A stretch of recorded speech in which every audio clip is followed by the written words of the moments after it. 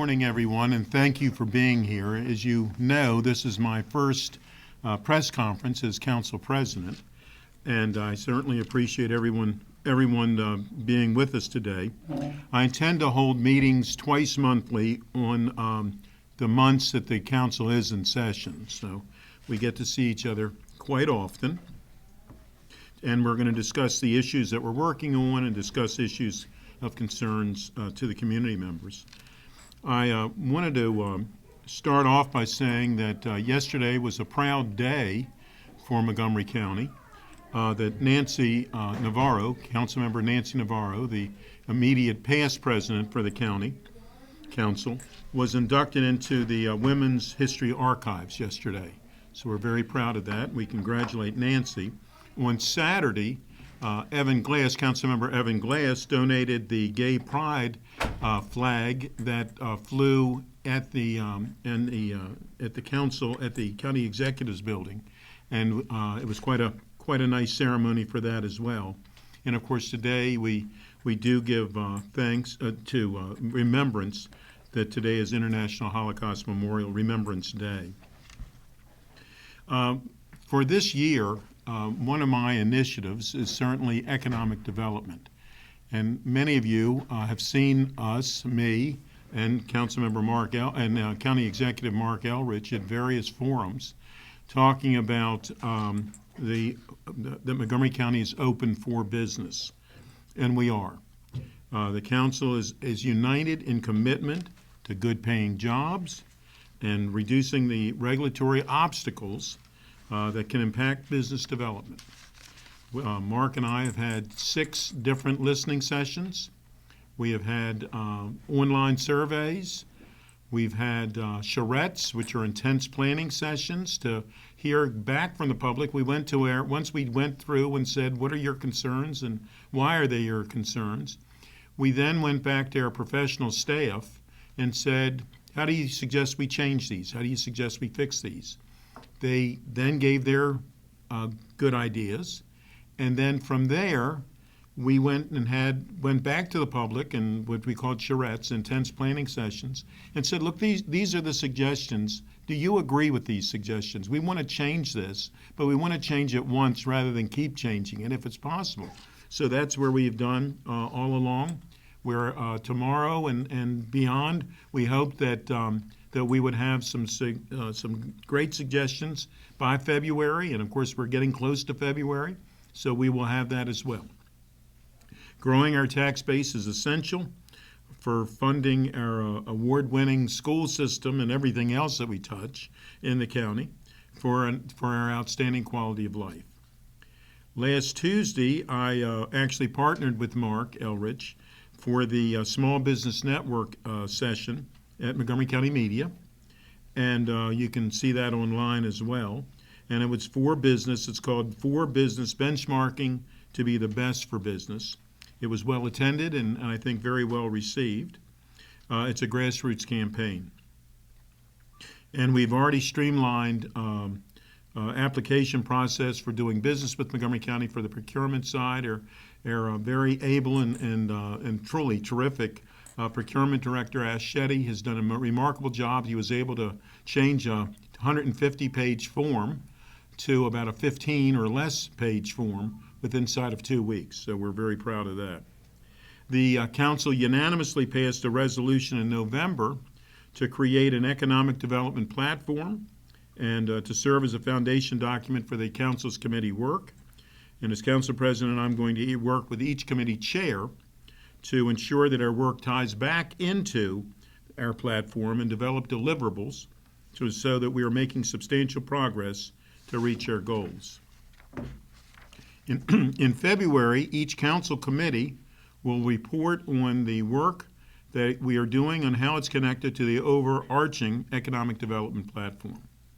And I also intend to work closely throughout the year with the Montgomery County Economic Development Corporation. I'm already setting up meetings with Ben Wu, the new Economic Development Director there, Economic Development Corporation Director, and our state and federal representatives to make sure that we are coordinating our efforts to reach our housing, transportation, education, and economic goals.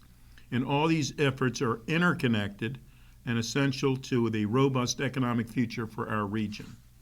For the capital improvement program, the county executives recommended $4.2 billion 6-year capital budget provides a good starting point for the council's deliberations.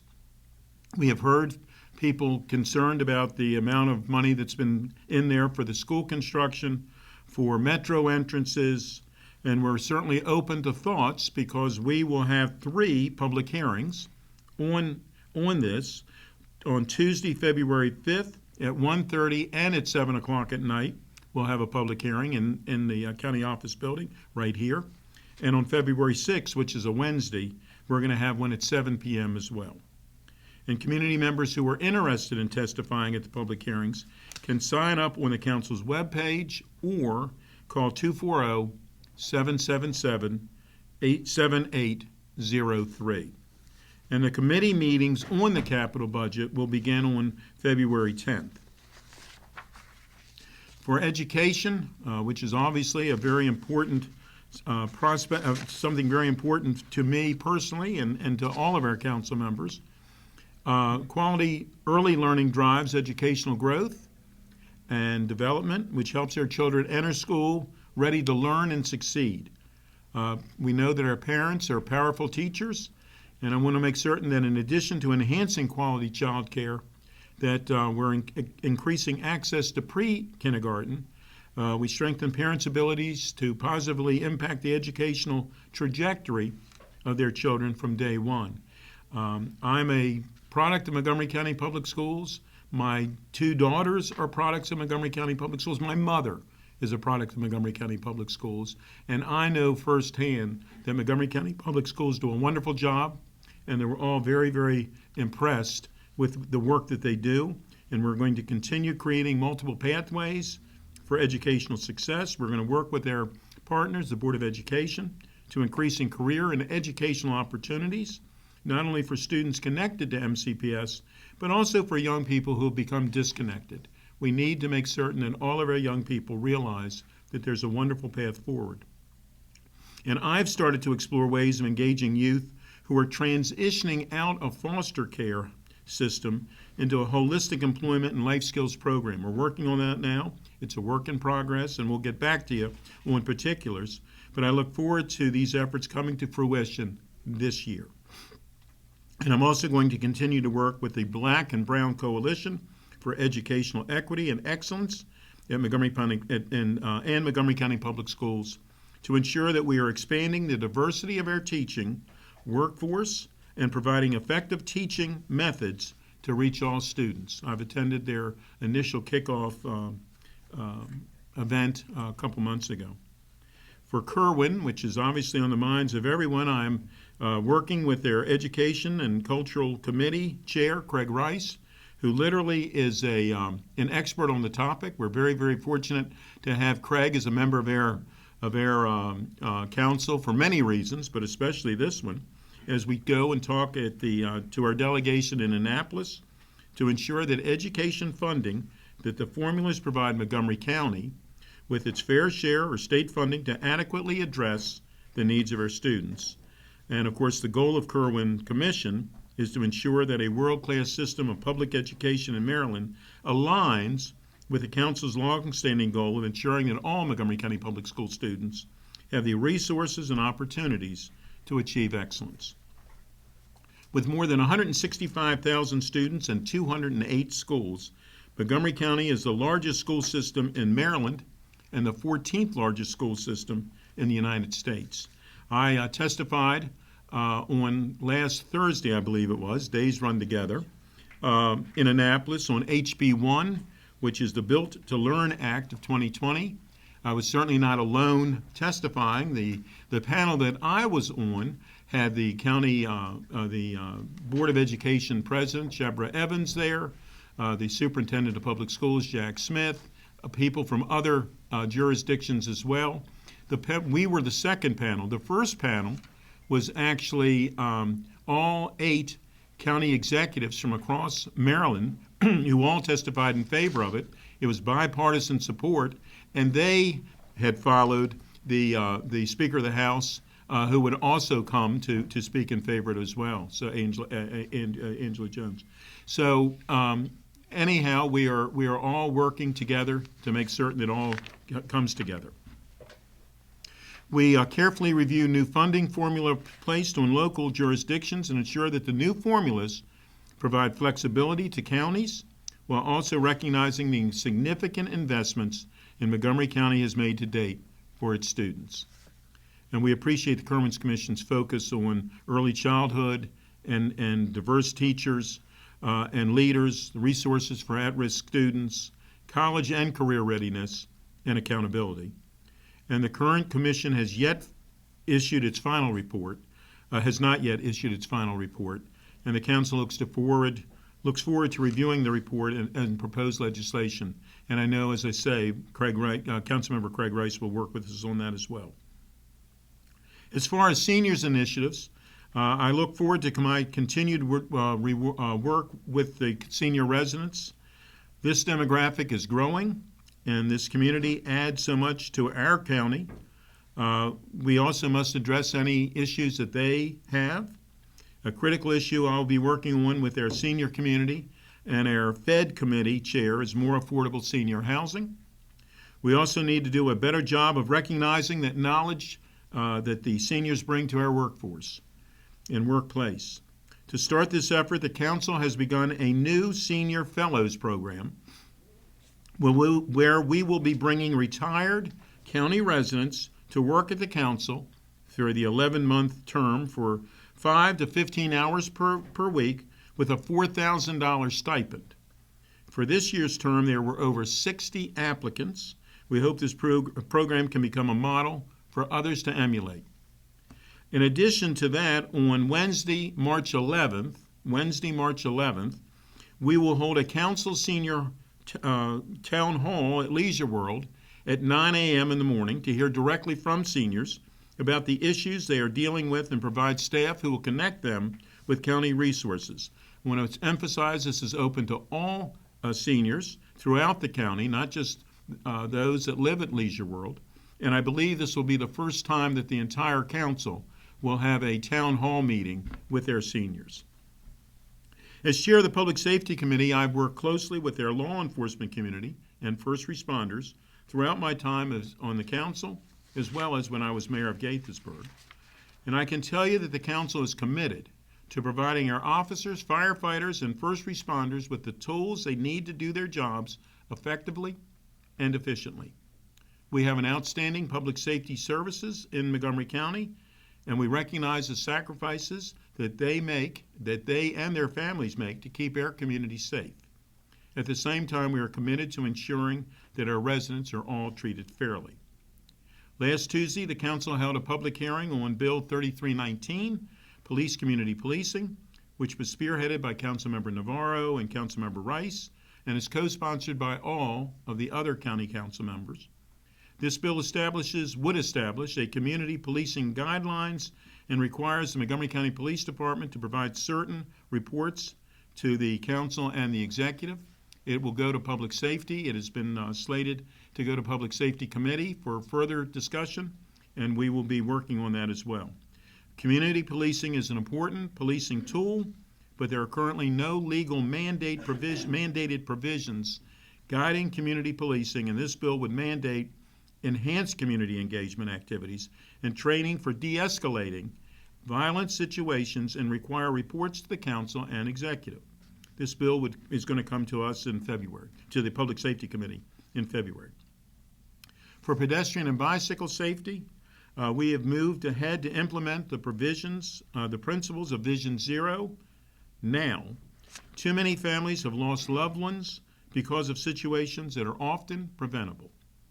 As far as in January alone, we have lost 3 community members from Jose Renan Gillian from Alny, Michael Lewis Gamboa from Gaithersburg, and Brett Richard Baden from Rockville to pedestrian collisions. In addition, there have been numerous crashes where pedestrians and bicyclists have sustained serious injuries. The council has accelerated its briefing on Vision Zero to this Tuesday afternoon, tomorrow, because of the recent pedestrian deaths. And we're also going to be meeting and that meeting will include representatives from Maryland State Highway Administration, Montgomery County's Department of Transportation, the Montgomery County Police Department, Montgomery County Park and Planning, and Montgomery County Public Schools. The council will hold a town hall meeting on pedestrian and bicycle safety issues on Sunday, February 9th at 2 p.m. at Wheaton High School to hear directly from residents about the safety issues that they are encountering on roadways and sidewalks and in crosswalks located in Montgomery County. As a council, we will continue to work with our residents, various groups, and planning, transportation, and public safety experts to find new ways to expand our pedestrian safety measures and revamp and enhance our public education campaigns to truly make our community a safe place to walk, bike, and commute using multimodal transportation options. On Tuesday, tomorrow, the council will review the Forest Glen Montgomery Hills sector plan. This updated plan reevaluates some land use and transportation strategies. Specific topics are going to be discussed include traffic congestion standards, intersection improvements, extending Woodland Drive, a kiss and ride lot at Forest Glen Medical Center property, access to the metro station and Forest Glen Passageway, public school adequacy, and the fiscal impact statement for the plan. For the Charter Review Commission and proposal, in September of last year, the county executive proposed increasing the number of district council members to 9 and creating 2 or 4 additional at-large seats. For those of you interested where I am on the topic, I'm in favor of keeping the current structure and the size of the council with 4 at-large and 5 district council members, because as it exists today, each district, we have the 5 council districts, each district gets to vote for a majority of this county council. I believe that's extremely important. In addition, the current mix prevents issues from becoming too parochial. I know of governments, other places, where they have many district council members and without a majority of any single district. And there have been times when someone would vote against an entire budget because they did not get the project that they wanted for their own district that they represent.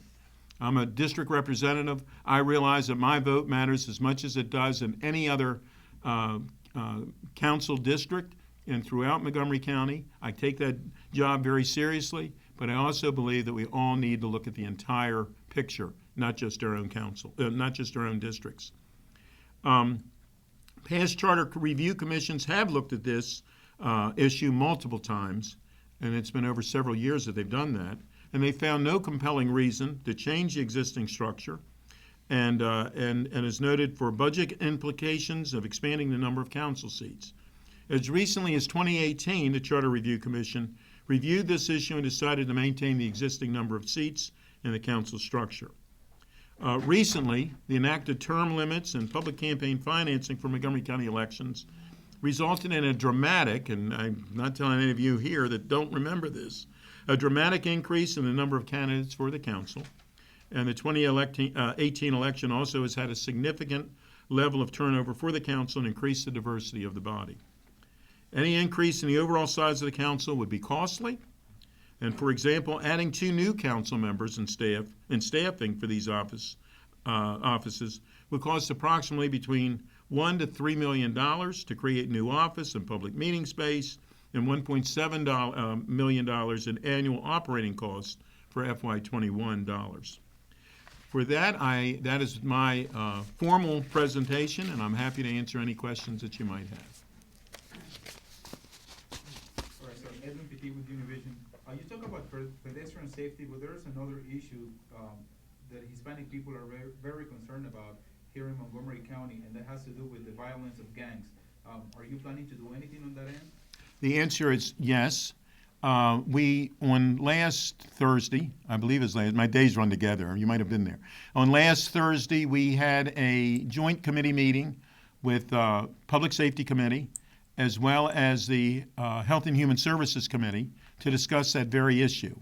I was not able to stay for the entire meeting because I went to Annapolis to testify for the build testimony.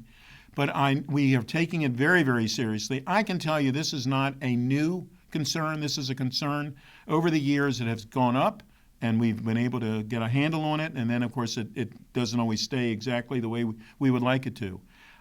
About 15, 20 years ago, I was on a joint task force when I was mayor of Gaithersburg with Montgomery County and Prince George's County about gang violence. And we had many a town hall meeting on that. At that time, we had got good information. We realized that it was prevention, intervention, and suppression. And the police will tell you that suppression being that you arrest, that they cannot arrest their way out of this. This needs to be our community joining hands, working together to make certain, and mostly it's our young people, that our young people realize that there's a path forward for them to have a better life. We are doing that. We will continue to do that. We are continuing to work on that, and we will do it from many, many different directions. Now, sir, following that line, what can we do when it comes to police departments in Montgomery County collaborating with ICE? Because we know that ICE is trying to deport a lot of these gang members, but in the process, a lot of innocent immigrants are actually being detained and deported. So what can be done? Well, obviously, communication is the most important part, and getting the word out. And I know that you do get the word out, but communication is the key. And obviously, our police department does not work directly with ICE. If someone has committed a crime and ICE, ICE can work independently, and ICE can do the job that they feel that they need to do. But our police department does not. We want anyone who has seen or knows of concerns that we will, as a witness, or that we want them to come forward and to work with their police department and any other department that the county has. We realize that this is not just a police problem. It is a problem for the entire community. Thank you, sir. Thank you. Anybody else, please? Please. Yeah, in terms of both transportation and economic development issues, what was your reaction to County Executive Mark Aldrich's decision to eliminate some major capital projects, like the CCT tunnel under Wisconsin Avenue and the northern entrance to the White Flint Metro? And are there efforts by the council at large to restore funding to those projects? First of it, when the CCT tunnel, the CCT would not run down there. Right. But first up, we're going to public hearing. And that is what the public hearings are for. I learned years ago that if you say, this is what we're going to say, and this is, we're having public hearings, but this is what I already believe, people sometimes will say, well, there's no need for me to come and testify because you've already made up your mind. That is not where we are.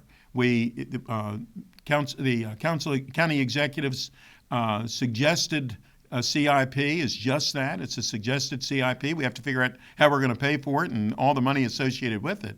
But we want to hear from the public directly so that they can tell us what their opinions are. I've heard many opinions. I've certainly heard some of those about that project and, of course, the schools themselves. But we encourage everybody to come out. Please, Joe. Thanks. Joe Thompson from Montgomery College.